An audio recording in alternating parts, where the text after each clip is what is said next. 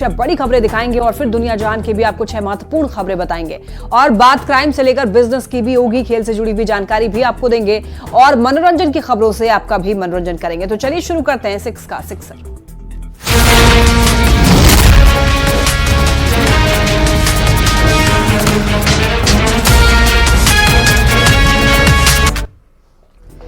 RSS प्रमुख मोहन भागवत के ज्यादा बच्चे पैदा करने वाले बयान पर राजनीति का जारी है। देखिए, मोहन भागवत के बयान के सहारे विपक्ष जो है एक सुर में बीजेपी पर हमलावर है। बिहार में भी राजनीति गरमाई हुई है। इस पर जेडीयू की प्रतिक्रिया भी सामने आई है। जेडीयू के प्रवक्ता नीरज कुमार ने कहा है कि आरएसएस चीफ के बयान पर तो कोई टिप्पणी नहीं की, लेकिन जनसंख्या विस्फोट पर चिंता जरूर व्यक्त की है। एक पक्ष सरसंघचालक के बयान का समर्थन कर रहा है तो दूसरा धड़ा जनसंख्या बढ़ोतरी को खतरा बता रहा है।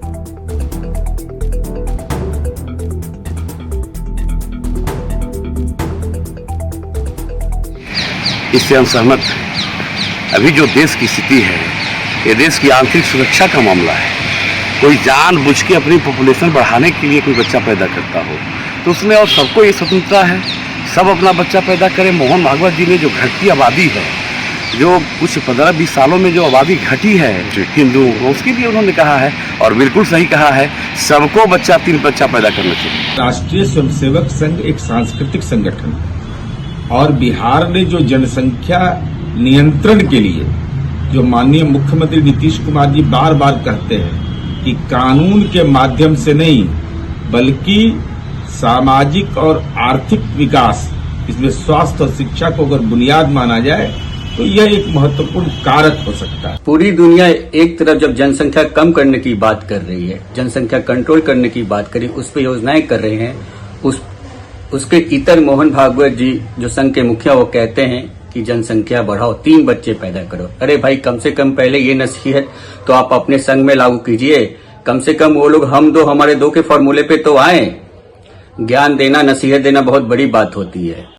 आरएसएस प्रमुख आदरणीय मोहन भागवत जी कह रहे हैं बच्चे 3 ही अच्छे। कोई जनसंख्या नियंत्रण की बात बीजेपी के नेता कर रहे हैं, कोई जनसंख्या बढ़ाने की बात कर रहे हैं। इसकी शुरुआत बीजेपी से हो जाए। पहले बीजेपी आरएसएस आपस में फरिया ले कि जनसंख्या नियंत्रण करना है कि जनसंख्या बढ़ाना है। ये तो विरोधाभास है। संघ प्रमुख के बयान का केंद्रीय मंत्री चिराग पासवान ने समर्थन किया। चिराग पासवान ने कहा है कि उनके बयान पर विचार करने की जरूरत है। अगर प्रजनन दर घटता है तो ये चिंता का विषय है और इस पर मंथन भी होना चाहिए। साथ ही उनके बयान को किसी जाति धर्म से जोड़ करके नहीं देखना चाहिए। ये बहस नहीं है, पर ये चर्चा का विषय जरूर है। बहुत टेक्निकल चिंता मोहन भागवत जी की तरफ से जताई गई है। फर्टिलिटी रेट को लेकर है ये। किसी भी प्रजाति का कंटिन्यूएशन में चलने के लिए ज़रूरी है कि एक कंसिस्टेंट फर्टिलिटी रेट रहना चाहिए जो शायद 2.1 के आसपास है, बट ये किसी कारणवश घट कर अभी 1.91 के आसपास आ चुका है, तो जिसकी वजह से उन्होंने इस चिंता को दर्शाया है। मुझे लगता है इसके ऊपर एक गहन चर्चा होनी चाहिए। कोई ऐसी सूरत नहीं है जिसकी वजह से मानव प्रजाति के ऊपर किसी तरीके का कोई संकट है, पर मुझे लगता है इसको लेकर एक गहन चर्चा होगी। इसको जात पात धर्म मजहब से तो कतई जोड़ के नहीं देखना चाहिए। दरअसल महाराष्ट्र के नागपुर में कत्ले कुल की बैठक में आरएसएस प्रमुख मोहन भागवत ने घटती जनसंख्या पर चिंता जताई। मोहन भागवत ने 2 से ज्यादा बच्चों की पैरवी की है। भागवत ने कहा है कि कम से कम 3 बच्चे होने चाहिए। संघ प्रमुख ने कहा है कि फर्टिलिटी रेट में गिरावट समाज के लिए ठीक नहीं है, बल्कि ये समाज के लिए बड़ा खतरा है। सुनिए मोहन भागवत ने और क्या कुछ कहा।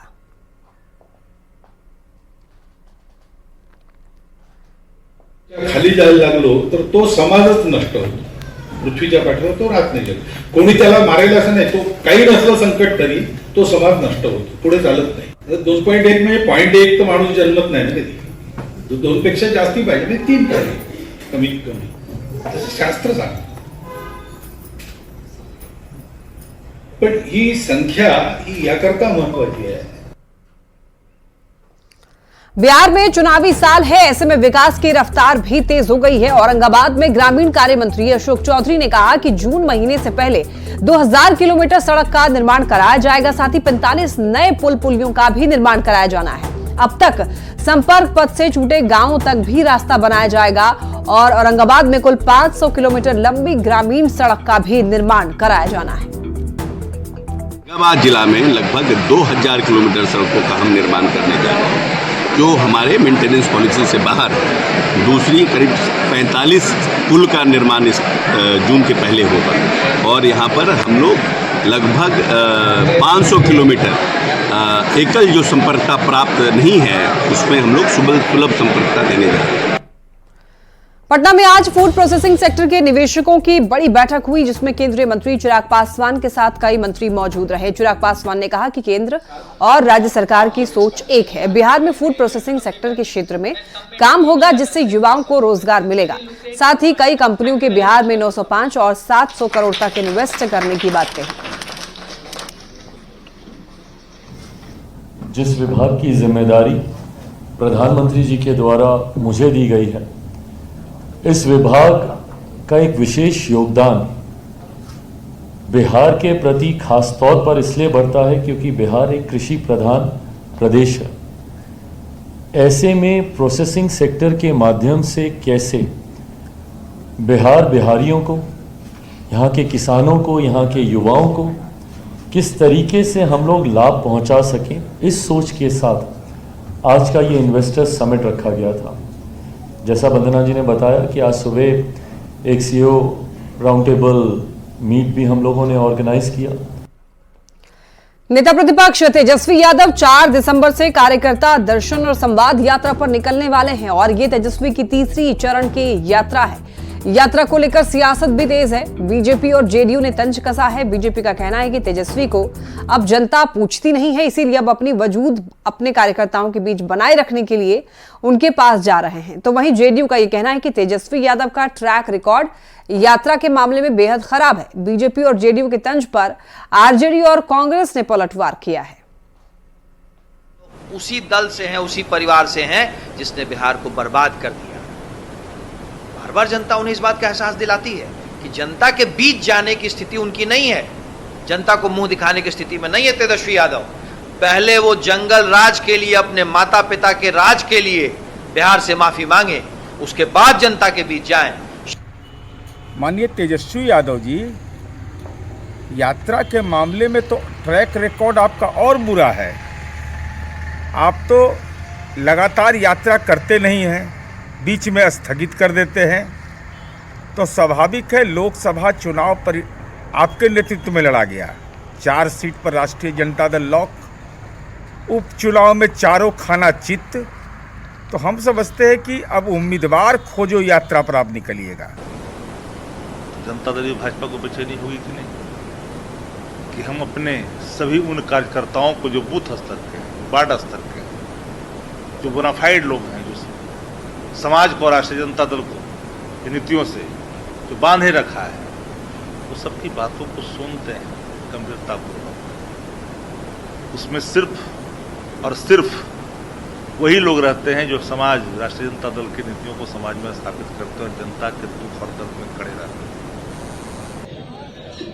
करोड़ों सरकारी रुपए खर्च करके नीतीश कुमार जी यात्रा पर निकलने वाले हैं। गांव गांव, शहर शहर घूमेंगे, वो सरकार की उपलब्धियां गिनाएंगे। चुनावी वर्ष है ये, लेकिन किसी ने सवाल खड़ा करने की जहमत नहीं उठाई। लेकिन तेजस्वी यादव अपने हिसाब से पॉलिटिकल यात्रा पर हैं, अपने कार्यकर्ताओं से मिलने जा रहे हैं, लेकिन इनका दोहरा चरित्र देखिए भारतीय जनता पार्टी और जनता दल यूनाइटेड का, कि उस पर ये सवाल खड़े कर रहे हैं। सवाल तो नीतीश कुमार जी पर खड़े होने चाहिए ना। मुजफ्फरपुर आरपीएफ टीम ने फर्जी टिकट के धंधे का भंडाफोड़ किया है। आरपीएफ की टीम ने मुजफ्फरपुर जंक्शन पर एक गिरोह का उद्भेदन करते हुए आरपीएफ ने 4 शातिर बदमाशों को 140 फर्जी माइक्रो मुहर और दर्जनों फर्जी टिकट के साथ में गिरफ्तार किया। आरपीएफ इंस्पेक्टर ने अपराधियों से पूछताछ के बाद में यह बताया कि शातिर अपराधी पटना से जनरल टिकट कटाकर फर्जी माइक्रो मुहर की मदद से स्टेशन और राशि बदल करके आपको बता दें कि यात्रियों को बेच देता था। 2 महीने पहले एक यात्री के साथ में फर्जीवाड़े की शिकायत पर पुलिस ने कार्रवाई की और गिरोह में शामिल 4 अपराधी को माइक्रो मुहर और फर्जी टिकट के साथ गिरफ्तार कर लिया। Rubber stump, micro rubber stump मोहर है सर, जो हम होटल में रखे हुए हैं।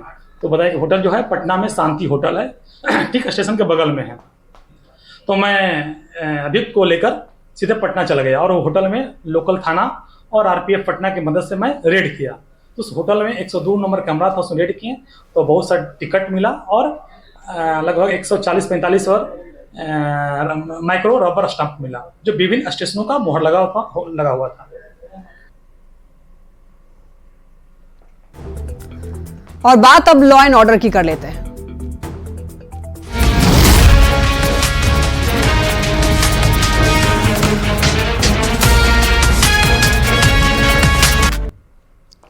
खबर सीतामढ़ी से, जहां पर युवक पिंटू कुमार की हत्या मामले का पुलिस ने खुलासा कर दिया है। यह घटना रीगा के सिराही गांव की है, जहां पर पिंटू कुमार की चाकू मारकर हत्या कर दी गई थी।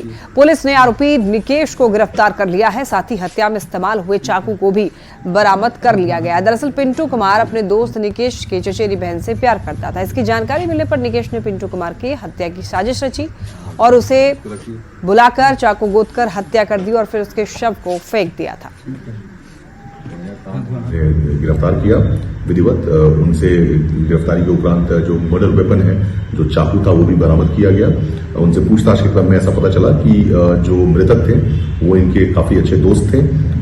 जो घटनाकर्ता है उनकी चचेरी बहन से इनका कुछ प्रेम प्रसंग जैसा मामला चल रहा था, जिससे ये नाखुश थे और उसी क्रम में, उसी गुस्से के क्रम में इन्होंने उनको जो है इस घटना को अंजाम दिया।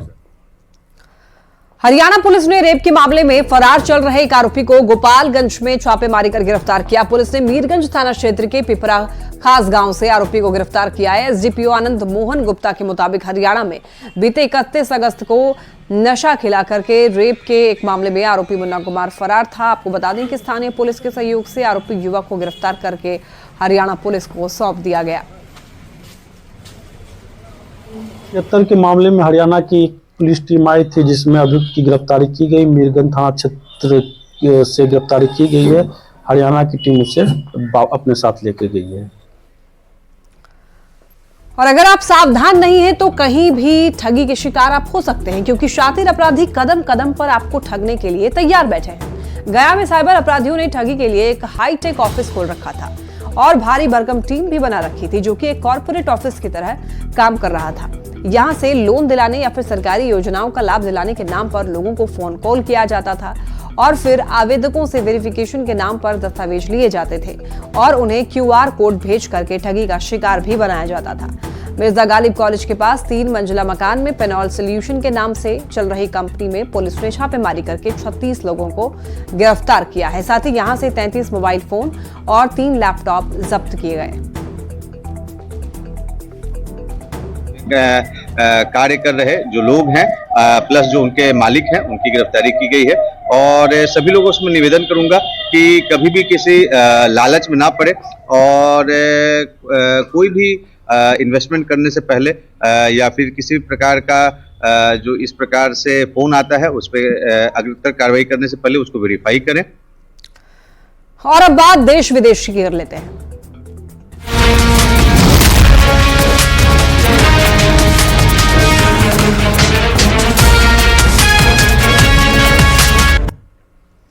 नोएडा में किसानों के प्रदर्शन की वजह से आज काफी जाम लगा रहा। नोएडा से दिल्ली जाने वाले रास्ते पर किसानों के प्रदर्शन की वजह से लोगों को भारी परेशानियों का सामना करना पड़ा।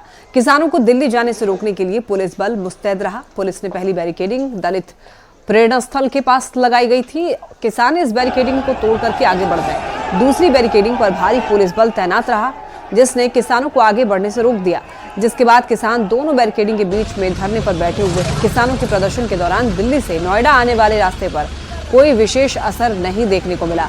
लोगों की आवाजाही लगातार जारी रही।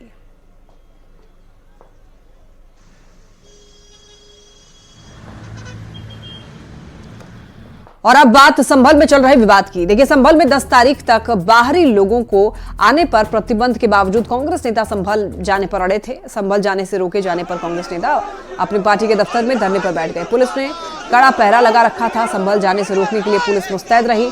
तो वहीं बड़ी संख्या में कांग्रेस के लोग प्रदर्शन में शामिल हुए। लखनऊ में कांग्रेस प्रदेश अध्यक्ष अजय राय की अगुवाई में कांग्रेस कार्यकर्ताओं ने संभल जाने के लिए प्रदर्शन किया। इस बीच पुलिस और कांग्रेस कार्यकर्ताओं के बीच काफी बहस भी हुई।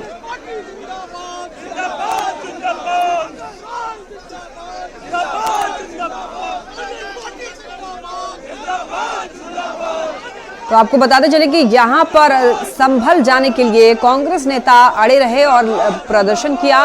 पुलिस से इनकी बहस भी हुई। चूंकि देखिए संभल में बाहरी लोगों का अभी जाना मना है, तो ऐसे में यहां पर ये लोग विरोध प्रदर्शन करते हुए नजर आए। निश्चित तौर से अत्याचार अन्याय के खिलाफ हम लोग सड़क पर उतर जाना चाहते थे, नहीं जाने सड़क पर बैठे हैं। गांधीवादी तरीके से हम विरोध कर रहे हैं और निश्चित तौर से अत्याचार अन्याय के खिलाफ हम जरूर जाएंगे। जब प्रतिबंध हटेगा तो कांग्रेस पार्टी जरूर जाएगी। लेकिन जिस तरह से सरकार के इशारे पर रोका गया है, हम अभी भी सत्याग्रह पर हैं, गांधी जी के मार्ग पर हैं, न्याय की मांग को लेकर हैं और न्याय मिलने तक ये गांधीवादी मार्च और सत्याग्रह चलता रहेगा।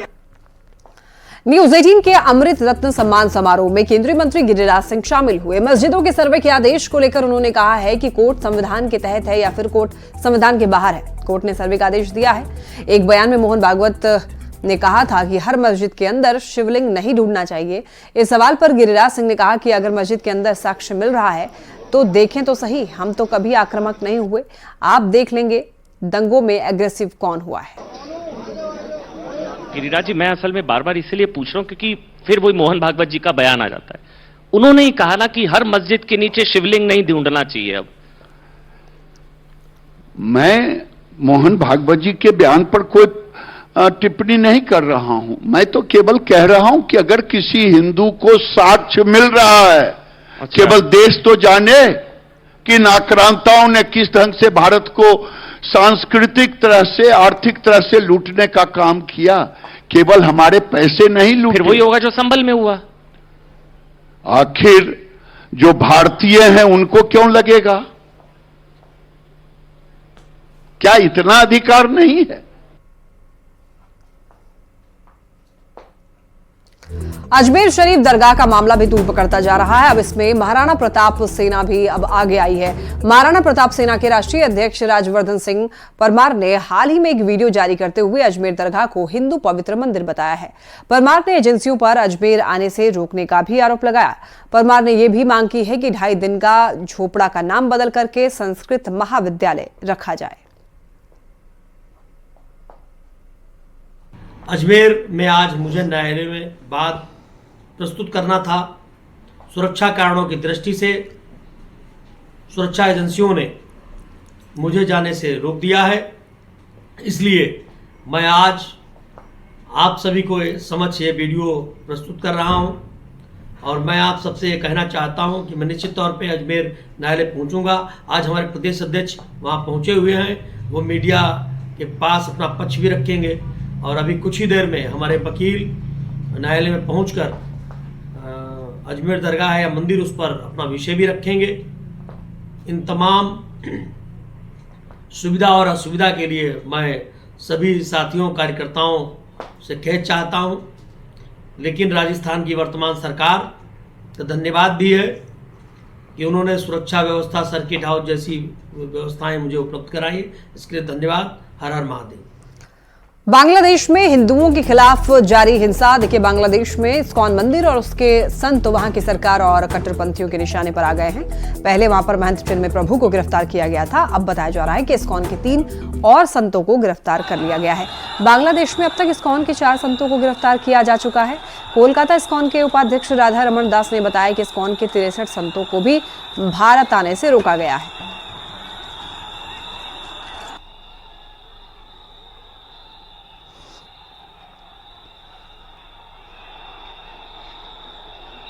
Coming to India and in Petrapole. लेकिन जिस तरह से वहाँ हिंदुओं की हत्या हो रही है, ये बर्दाश्त नहीं होगा और इसका बदला चुकाया जाएगा।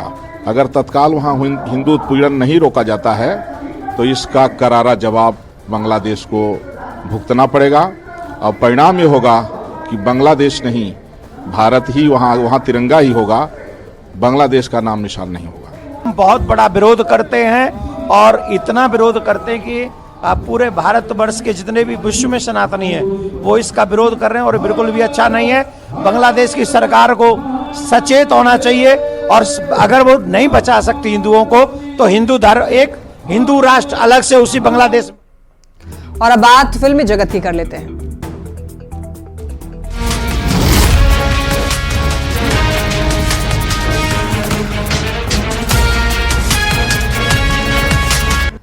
संसद के बालयोगी ऑडिटोरियम में फिल्म द साबरमती रिपोर्ट की स्पेशल स्क्रीनिंग हो रही है। फिल्म देखने पीएम नरेंद्र मोदी, गृह मंत्री अमित शाह, रक्षा मंत्री राजनाथ सिंह समेत कई मंत्री और सांसद पहुंचे हैं।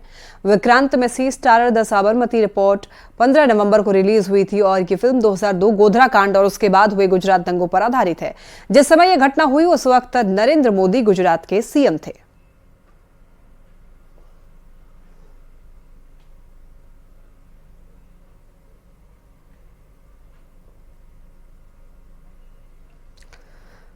और अब बात शेयर बाजार की कर लेते हैं।